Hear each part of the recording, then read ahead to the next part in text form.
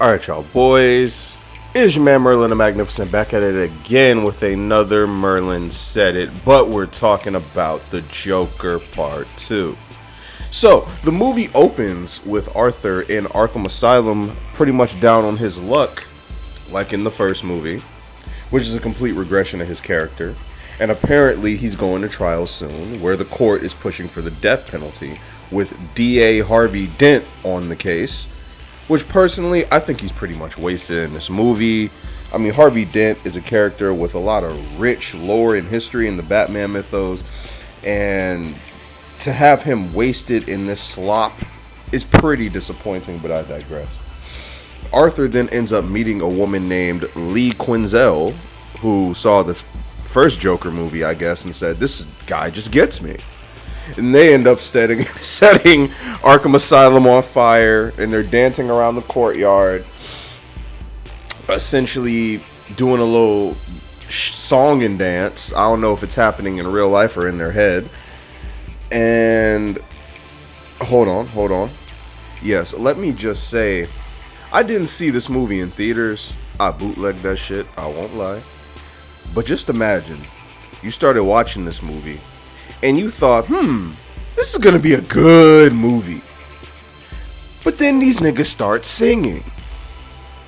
And I was fortunate enough to have a skip button. I truthfully feel sorry for those of you in the theater who did not. Like, imagine having to sit through a full 2 hours of this shit. It not only that, it's a 2-hour movie, and every 5 minutes someone breaks out into song and dance.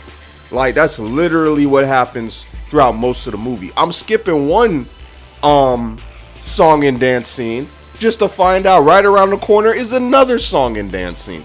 So this was a 2-hour movie, which probably for me got cut down to 1 hour and 20 minutes, to be real. But I digress. And another thing too about the sing-song scenes in the Joker.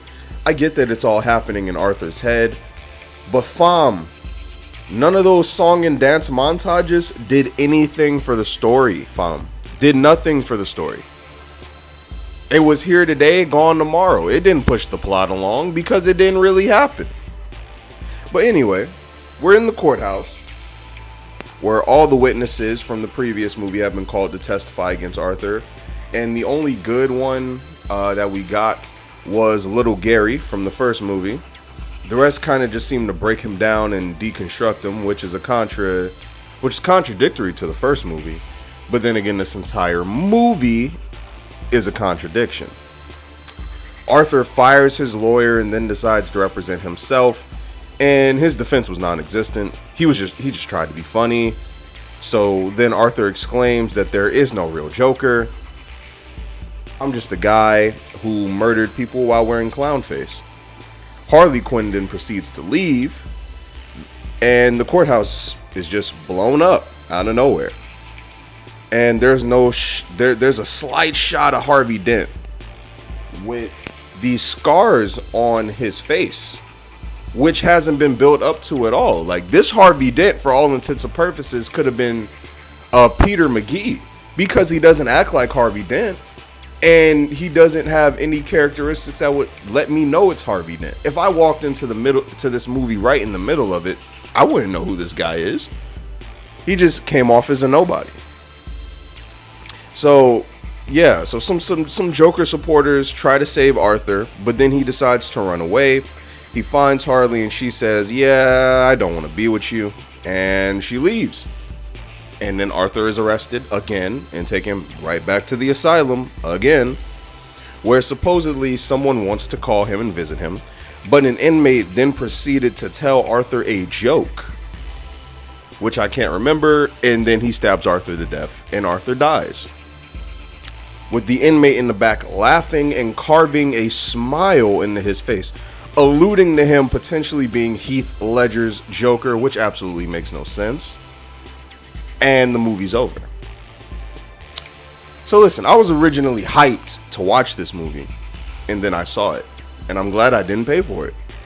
And there's a scene that also implies that the Joker was taken advantage of sexually by some of the guards at Arkham, but we never get closure to that at all.